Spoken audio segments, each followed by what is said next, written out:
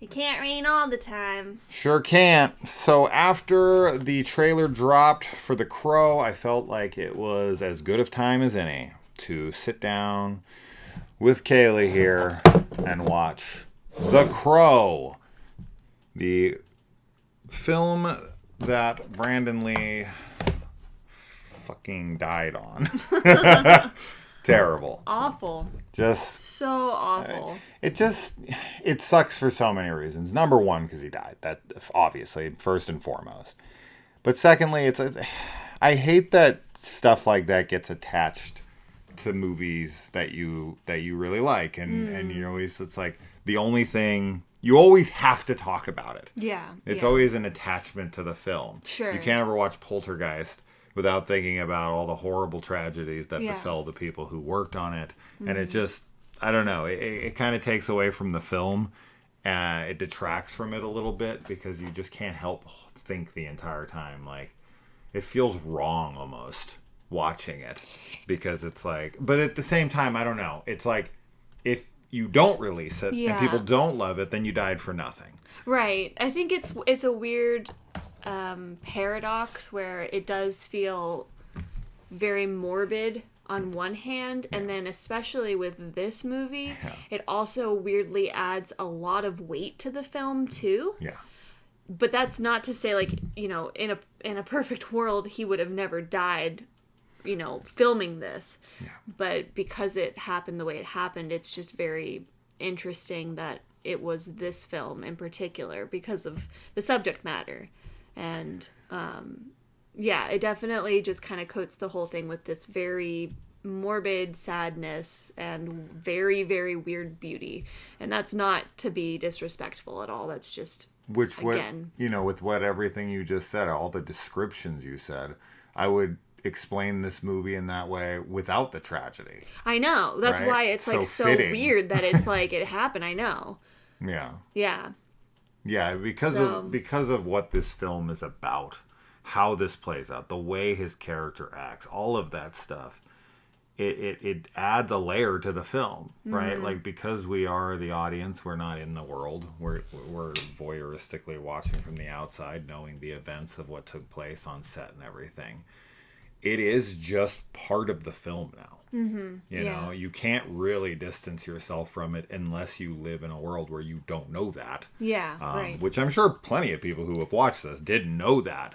But I would say most people know that when they hear The Crow, they think, oh, that guy died while making it, even if they don't know who Brandon Lee is or if they've never even seen the film or any of that stuff. It's kind of common knowledge. It's very infamous. So...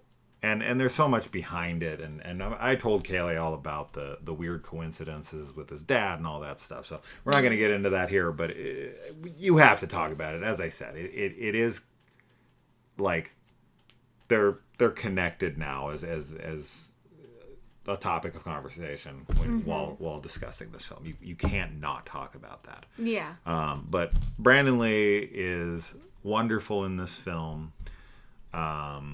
And, you know, who knows what would have been had he lived. I mean, I think the same thing when I watched The Dark Knight, right? Like, Heath Ledger was a pretty big name-ish at the time when he was making that. And then after that came out, now do I think... I don't know. This is where I'm always kind of on the fence. Would The Crow have been as well received? Would The Crow have been as popular if he didn't die? If there wasn't some kind of infamous story attached to it? Yeah. You know, would The Dark Knight have had the audience that it had and the love for the Joker and all that stuff? Would it still be at the same level with or without it? We'll never know. You can only speculate. With the Joker, I think the Joker would still be iconic no matter what. I think The Dark Knight would have still made a shit ton of money. I don't know if it would have still been at the same level, just because people, of course, want to love it more. Yeah. Because they don't want to be the person that's like, fuck the guy who died, you know. Nobody wants to be that person, so a lot of people will just be like, oh my God, it's the best thing ever. But I do think with these two movies that we're talking about here, they really are good.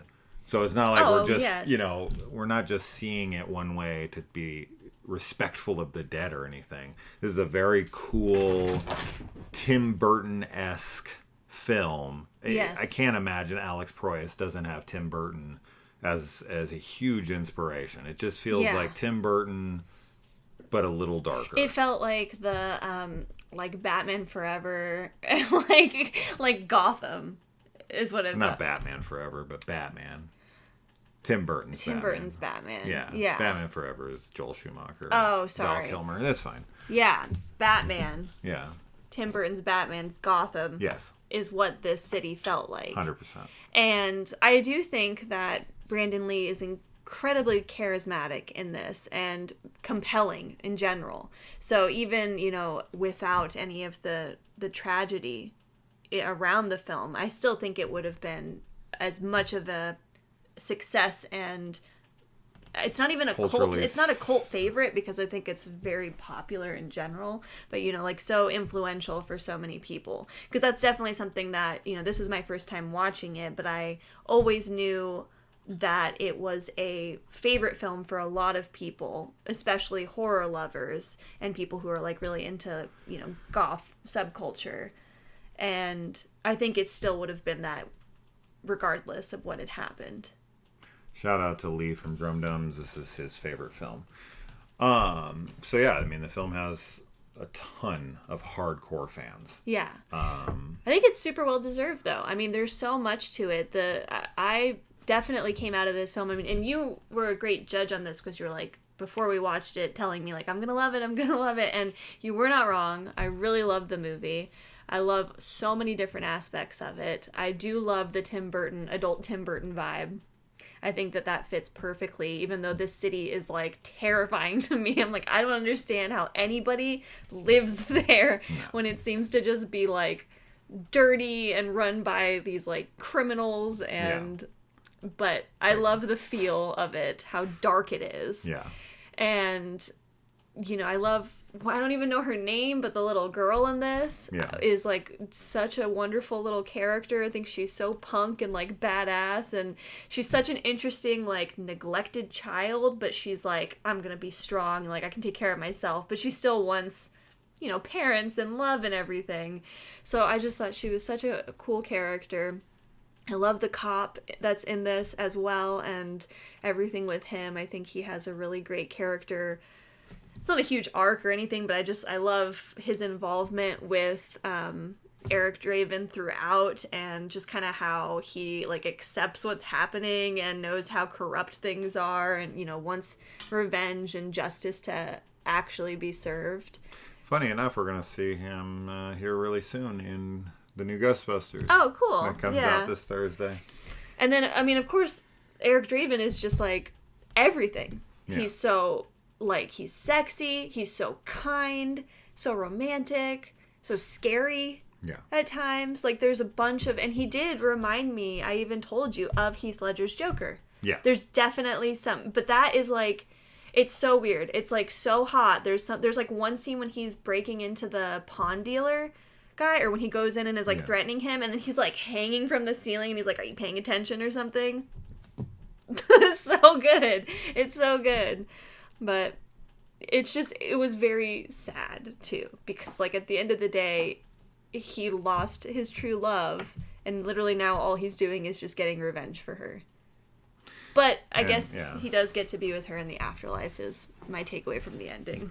And the added sadness that, he dies in real life too. Of course. Which, of course, is just weighing on it the whole time too. Oh, sure. Because there's the whole film is like dour anyway. Yeah. And it's like, that just adds to the level of it. Absolutely. It's like, damn, man, this movie is just drenched in sadness. So much. But there's also this, like, because of how kind he is, too, at times, like, especially when he's talking to the cop and the little girl, I don't know, it's just so beautiful. Like, his performance, I feel, is very multi-layered, multifaceted, and it makes the film have this kind of, like, even when things are as bad as they can possibly get. Yeah. Like, that's that line of, it can't rain all the time, is like, you have to hold out hope that you're not going to feel like this forever. things aren't going to be sad forever. Yeah. And I just really love that messaging. Yeah, James O'Barr, who created the comic, was extremely against the idea of Brandon Lee playing Eric Draven because he thought he was going to turn it into some like one-note martial arts movie. And when he met him on set and saw like the approach he was taking to the character, he just said he was like floored and was so happy with how it was going. Oh, I think it was great. It's just looking into the production and just seeing everything that kind of culminated for him to die is just, it's wild. And they used pretty cutting edge technology at the time with like CGI and such that, I mean, I can't even tell what is and what isn't him in this movie. But he obviously filmed quite a bit of this film because obviously no lines that he's delivering, I would say, are, CGI rendering or anything. Sorry, excuse me. It's all right. But they did. They had to make that decision, and they asked his fiance's opinion, like for her permission to continue. She agreed. That's why the movie's dedicated to her and him at the end of the movie. It's just, it's sad. And to find out that Alex Proyas, the director, like was going to cut the scene that got him killed. Oh my gosh. And decided to shoot it. Like he wasn't going to get shot with a gun. He was going to have him do something else. And Alex was like, nah, let's change it. Let's put it back or whatever. And that's what got him killed. Yeah. And then, the guy who plays Fun Boy is the one who killed him. And just, he had to live with that. It's terrible. Absolutely terrible. So, okay. We've talked about that enough. It's awful. I don't know what else to say about it. I hate it. But yeah, I'm obviously I'm glad that they went through with. Would you, in the Crow City of Angels, if you were getting cast and you were to find out that you were being cast as the Crow, the follow-up to Brandon Lee's Crow, would you be like worried that you were gonna something was gonna happen to you? I do wonder because you had told me that the Lees sort of were like, there's this idea that their family was cursed, and I there's other horror movies, The Exorcist, The Omen, that have Poltergeist, that have this curse looming over them. Yeah. So, definitely I think that humans are just naturally superstitious, and I think that you would be a little bit like, ooh, going into it. Because, that's just, nobody expects to go to work and die, right? Especially when you're an actor, I would imagine. But it unfortunately happens, more often than you would ever want. Sure, keeps happening. So I'm... Alec Baldwin. Right. Right, yeah, it sucks. I'm very curious about the next movie. With Bill Skarsgård. That will, and also the next ones, but definitely the new one. I am really excited for it now because I just am. I really love this story in general, and I will be very curious to see how it compares to this one, because this one's just like really perfect. It's gonna be hard to go up against, but it's not impossible, I think, to remake it in a newer, like slightly different way. Yeah. So I don't know. I'm just curious about it, but I am curious about City of Angels and what that's going to be like, and everything with that. So I feel like the way that they created and put this character to screen was perfectly put together to be the alternative girl's wet dream. Oh, I was actually thinking the whole time too, I'm like, this is a perfect example of why men need to wear makeup. But I've also always been like, I know. I've always really liked clown kind of looking makeup too, and that's that's not really clown makeup that he's wearing, but it has vibe. Again, that vibe. It just is really hot, and his outfit, of course, it's all like leather and like ripped and shit, and half the time he's just drenched in rain, and it's great. But he's doing all of this because like the love of his life got killed. Oh, sure. You know, so it's like he's not even like, because I'm definitely somebody who, like, you could give me a villain and I'll be like sexualizing them even when they're like the worst person possible. But he's not a villain. He's like not even an anti-hero, because he's only killing horrible people. Yeah. You know, so he's a hero for Period, sure. yeah. Like, that's what he is. So it's really easy to romanticize that character, and it's definitely meant to be taken that way. Yeah. You know, I love all the shots of you know, him with his fiance in the movie as well, like when they're happy and together, and just like the glow around them, and just all these different elements of like whether they're like making love or like she's lighting something in the kitchen on fire, just kind of like home life. And there was a line that he said where it was like, nothing is trivial. Yeah. And I really love that too, which because he ad-libbed. That's wonderful. It's so fitting for this story and just for people in general, because, you know, it's really easy to take your, you know, loved ones for granted, that they're going to be here forever, and they won't. So Alex Proyas originally wanted to shoot this in black and white and only have the flashbacks with his wife being color. Oh, I mean, honestly, it almost feels like it's already in black and white. That's because why, he shot everything is so dark and dreary, and then like the flashbacks are all like red and like vibrant, and yeah.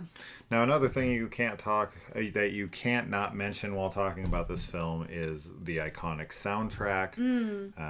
Whether it's The Cure or Rage Against the Machine or Stone Temple Pilots, or, you know, the list goes on and on and on. If you were growing up in the 90s and you were into like more alternative or metal or rock, or like, you know, this was such an amazing soundtrack. Love Burn by the Cure that starts this movie. Huge fan of that song, and it's like the perfect song for this film. And so yeah, I have to mention that, because anybody who grew up in the you know, was like a teenager in the 90s like me when this film came out in 94, it was synonymous with this movie. It was just like, this is the best fucking soundtrack. Yeah. Alongside of something like Demon Knight has another really killer soundtrack. There's a lot of great soundtracks, but The Crow is always put into that like top 5, top 10 category, and for good reason. Yeah. So now, the other characters. Oh my We've got T-Bird. I hate all of them. Yeah. I hate all of them. You don't want to swallow bullets with them? No. That was insane to me. I was like, I don't understand. Like, can you actually swallow a bullet and be okay? Isn't there stuff inside bullets, like gunpowder? Yeah. I feel like you can't. You gotta watch that movie, Swallow. We did watch Swallow. Okay, I watched it a couple times. I thought I showed it too. Wait, a couple times? Yeah, I think I watched it before. I watched it with you, didn't I? And then I showed it to you. I thought that was a new movie that came out with from the chick who looks like Jennifer Lawrence. You're thinking of Swallowed? I'm thinking of Swallowed. With the gay guys? Oh, I'm sorry. talking about the remember. You're talking about Swallow, where she has that specific disorder. Yes. Oh, yeah. That's so messed up. That was a really messed up movie. She would swallow a bullet. She would. I mean, I guess it's like the right size, and it's like shaped not spiky or anything. Yeah. But yeah, that scene, I was like, I wouldn't recommend it. No. I wouldn't recommend it, but I don't know. You could live for sure. Ugh. But it's not recommended. They're all psychotic, and I hate all of them. What is their thing? Fire it up. So awful. They're just so evil, and like they're so they're just degenerates. Like when you think of the word degenerate, like it's them. Oh my god. That is what a degenerate is. They're just complete psychopaths. Complete psychopaths. So I was very satisfied to watch Eric hunt down all of them and kill them in different ways. It was really good. And then their like ringleader dude with the long hair and the sister girlfriend. He was also terrible. Yeah. In a, you know, obviously more of a calculating kind of way, but just as psychotic, just as messed up. Like, yeah, you've seen that actor. I have. Michael Wincott plenty of times. I know. Most recently, he's the photographer guy in Nope. Oh, okay, yeah. I was like, he's so familiar. Where have I seen him from? Yeah, he was just God, just such a awful character. So, and his sister was so crazy when she's like lighting that girl's eye on fire, and oh my God, yeah. Oh my God. Terrible just people. all of it, yeah. So, and of course, I can't not mention that T-Bird is obviously the guy from Warriors and Commando. That's what I always think of him from. Commando for me. He's a great actor. Whenever I see him in these roles where he's a villain, though, like, God, he plays them so well. He just seems like such a skis bag. Hey, Sully, remember how I told you I'd kill you last? That's right, Matrix. You did tell me. I lied. I love it. He really plays that kind of character well, and he's not really that in Twin Peaks, but he has that ability, I think, to be kind of a villain. Oh yeah, he plays a scumbag, skis ball really well. I love him. I love every time he pops up in a film, and I think I remember reading that Brandon Lee was like a big fan of him in The Warriors, and was like really excited that he got to work with him in the movie. It would have sucked if that was the guy who killed him. Oh my God. He was like, not you, my hero. Unsubscribe. Yeah. Before subscribing was a thing. Now we're making jokes about his death. That's horrible. It's how we cope with tragedy. I know. But and yeah, I just visually, there's obviously a lot of like aerial shots, and then we haven't even talked about the titular character here, the Crow. Oh. I find it interesting that his name is Eric DeRaven. Yeah. DeRaven. And it's about crows. So it is weird that they use that name. And it is also kind of ironic with that name from the comics that instead of crows in this movie, they did film with ravens. Yeah. Because they're bigger and I think easier to train and whatever. And he even quotes, I was going to say Stephen King's, the Raven for some reason, but Edgar Allan Poe's The Raven. Yeah, Stephen King that is The Raven. Did not write that. No, he did not. Yeah, he quotes that, and I was like, oh, okay. Yeah, and I think when we were watching it, I was like, I called them a raven or something, and you were like... It is a raven, yeah. But I know, but you were like, the crow. It was funny.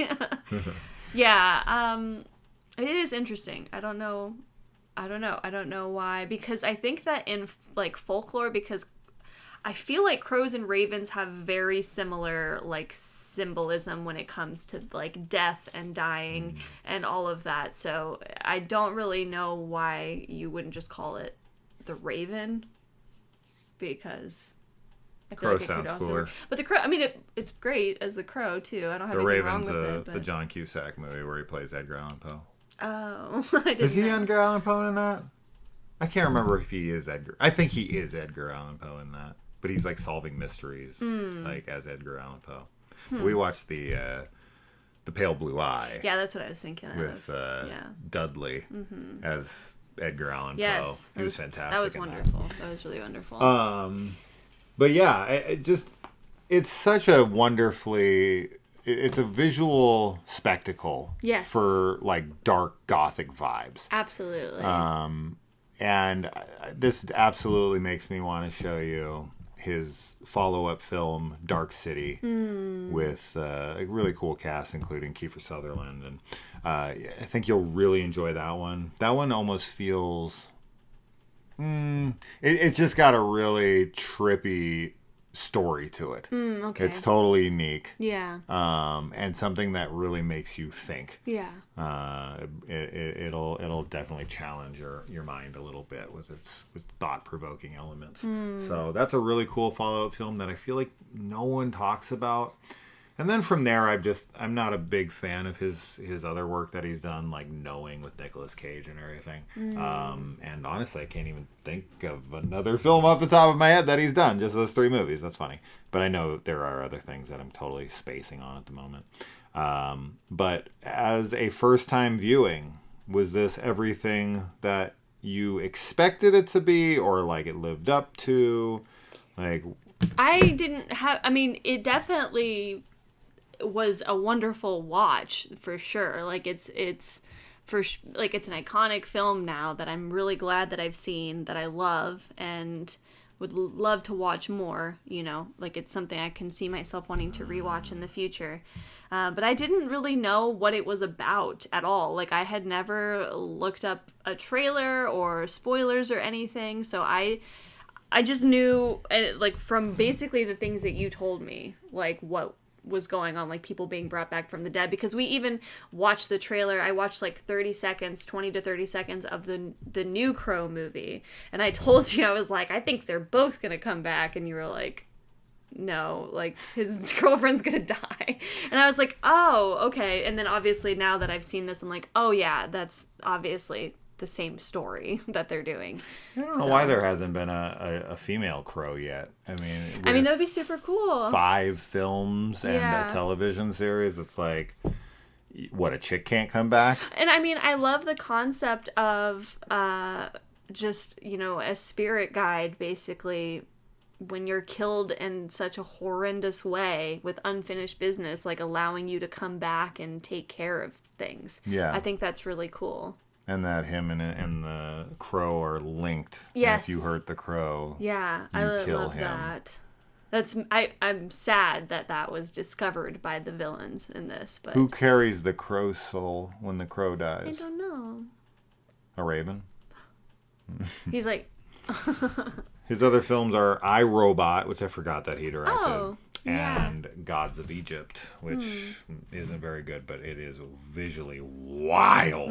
That is a crazy looking film. So he kind of stuck with it from there. But other than that, he hasn't done much. He's working on a horror short. I don't know. So I don't know. But The Crow, iconic film from 1994.